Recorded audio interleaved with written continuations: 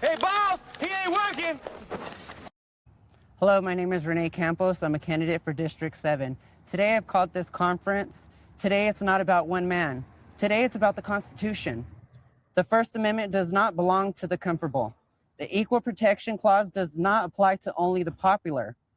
And the right to seek public office does not depend on whether these in power approve you. When government officials publicly discuss how to block a single candidate from appearing before voters, that's not policy debate.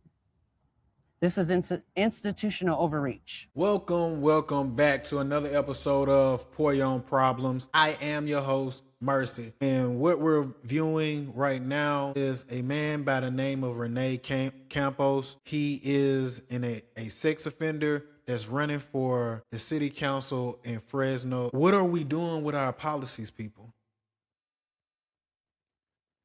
Just the other day, like, what is going on in California? What is going on? Just the other day, I did a video about the serial sex predator that is set to be released. What are we doing? Where is our standards? Because if this is happening in California, it can happen in other places.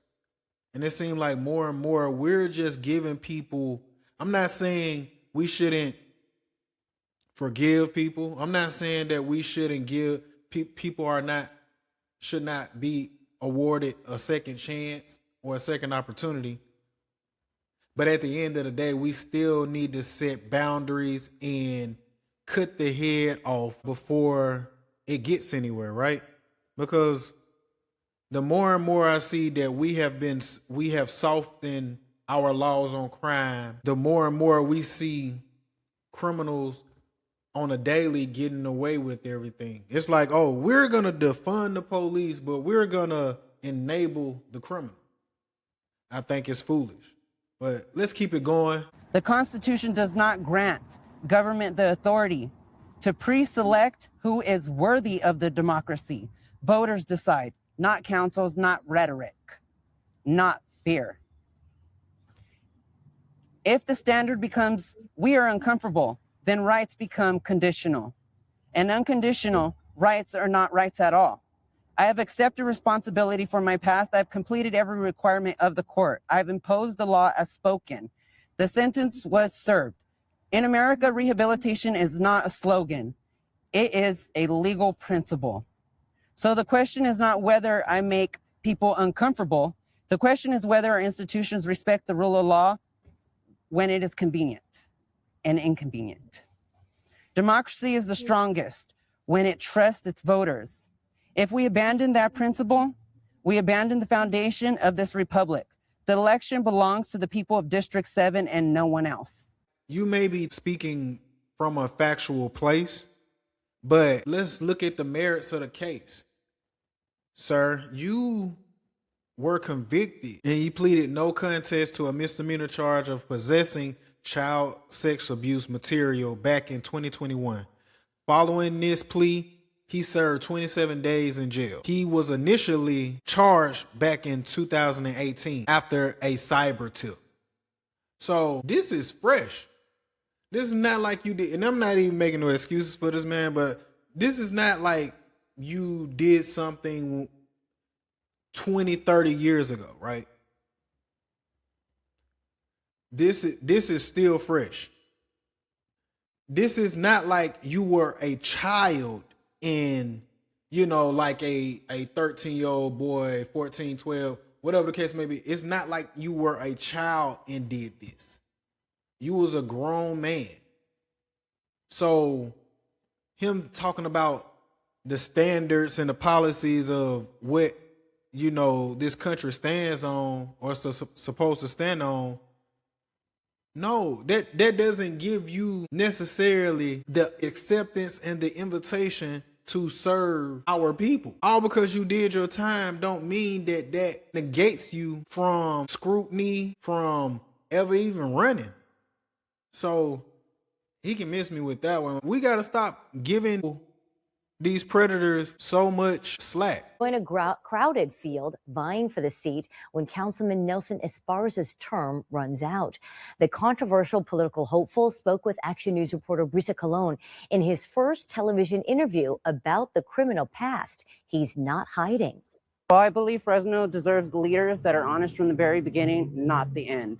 So going into this, I'm putting my life out there. Upfront about his status as a registered sex offender, Rene Campos is not running from his past. Then you still registered. So that means as a councilman, you can't even go near a school district. Come on. Like, what are we talking about, sir? You're registered. So technically, you're still being monitored to this day. You served 27 days in 2021. You committed this crime in 2018. You're going to have to just do your time. You're going to have to sit on the sidelines because you shouldn't, all because you served your time and you have changed your life. That's cool. That still doesn't give you the authority or the merit to actually have a seat at the table. Like, no, you're going to have to take this L. As he runs for office. I've been given the chance to rehabilitate through the courts and back into the system. Charged with being in possession of child sex abuse material back in 2018, the Fresno native says he pled no contest to a misdemeanor charge. Now launching his campaign to represent District 7 on the Fresno City Council. He says his focus is on safety. So I say, let's choose somebody outside the box, somebody who knows the system from inside out.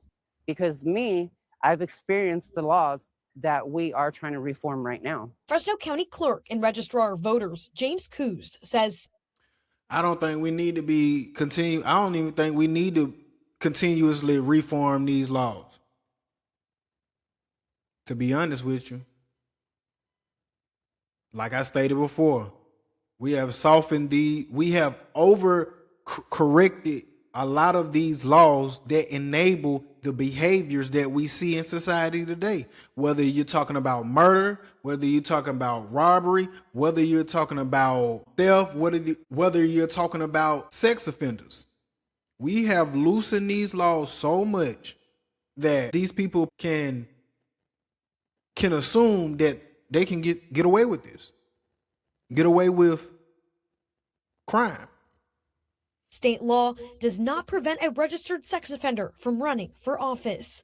Once you leave prison, you're on probation, you actually are allowed in California to reapply and become a registered voter again, which would then make you eligible to be able to run as long as you are living in the proper jurisdiction.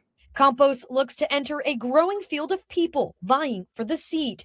Another candidate says he shouldn't join the race. I think it should be a disqualifier to serve in public office. If I'm the next council member in District 7 and I can't show up at a school site, how can I best represent the people in the neighborhoods I want to serve? Each candidate brings a different background and focus to the race. AJ Rossomny says homelessness is his priority. I never thought I'm going to be in politics. However, I'm a business owner, I'm a community advocate, and I'm a problem solver. Nav Gurm, endorsed by Mayor Jerry Dyer and the Firefighters Union, says he represents the next generation of leadership. There's a lot of basic amenities our neighborhoods deserve and quite frankly need, and that's why I'm running. Ariana Martinez-Lott, a mother, is calling for more investment in neighborhoods. I don't have political aspirations.